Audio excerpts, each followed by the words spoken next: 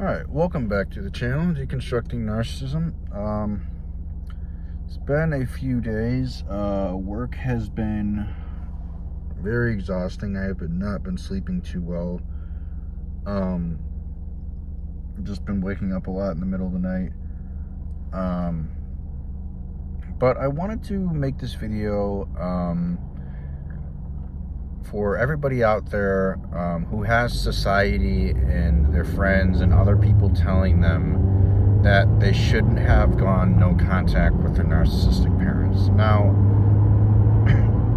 I have had a lot of people in my life, friends who are no longer friends, other people as well, tell me, well, you shouldn't have gone no contact with your parents.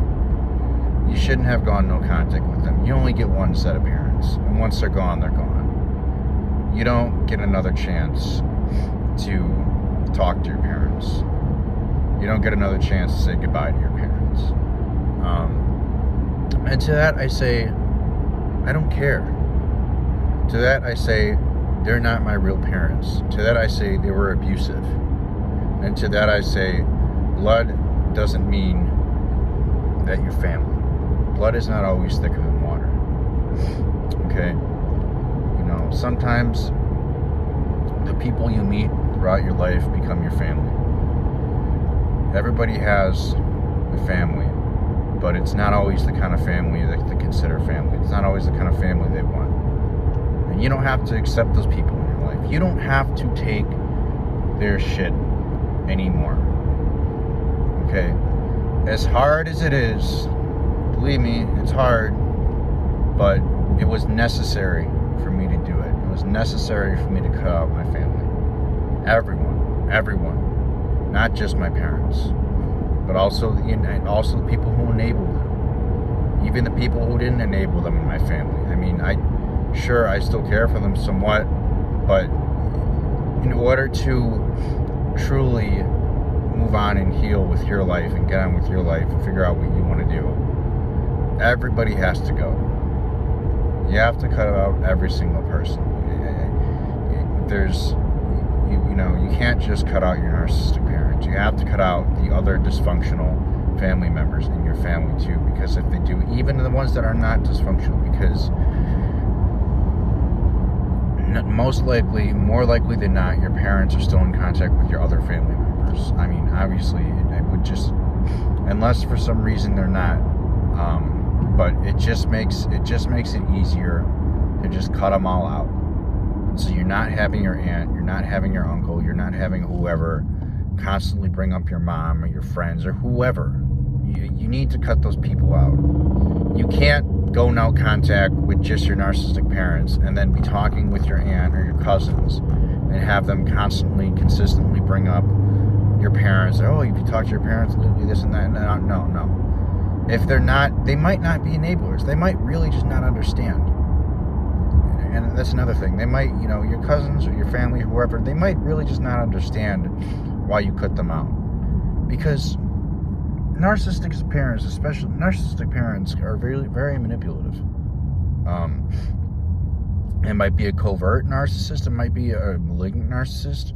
Overt narcissists are a little more, they're more noticeable. They're easier to spot.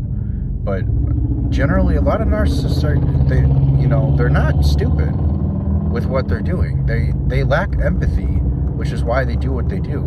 But they know that by law, they know what they're doing is bad.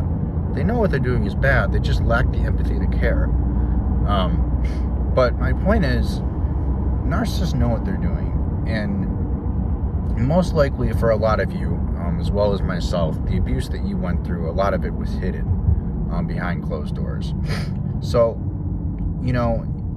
your family members might not all be enablers, but they might just be completely ignorant and not understand it and keep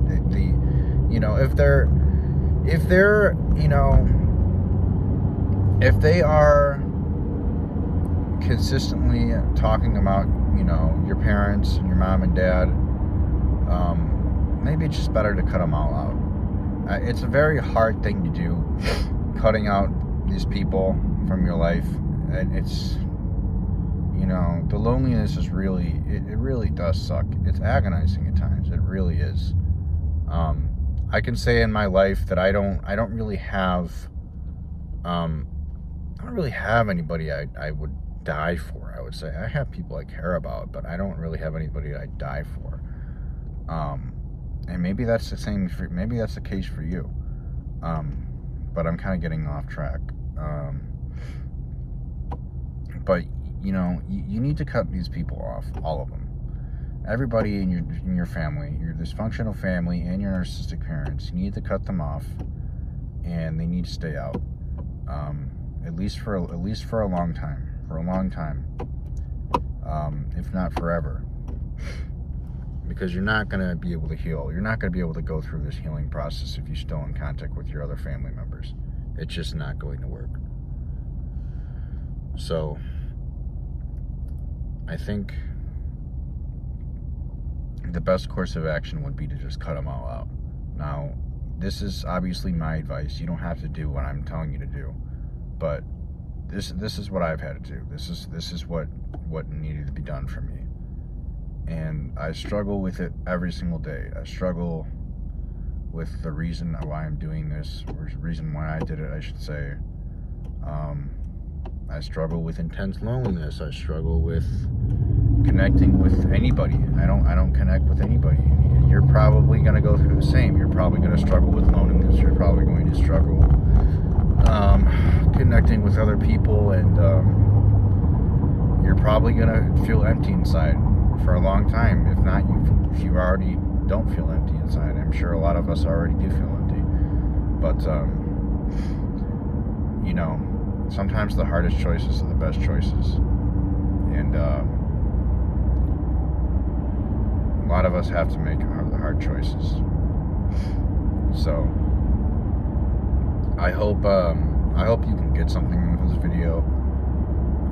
For anybody who's still in this situation, or still living with their narcissistic parents, or still in contact with their family. I'm not going to tell you what to do, but sometimes cutting everybody out is the best option. Even though it's hard, as much as you don't want to do it, even if you have some people in your family who you are close with, it's,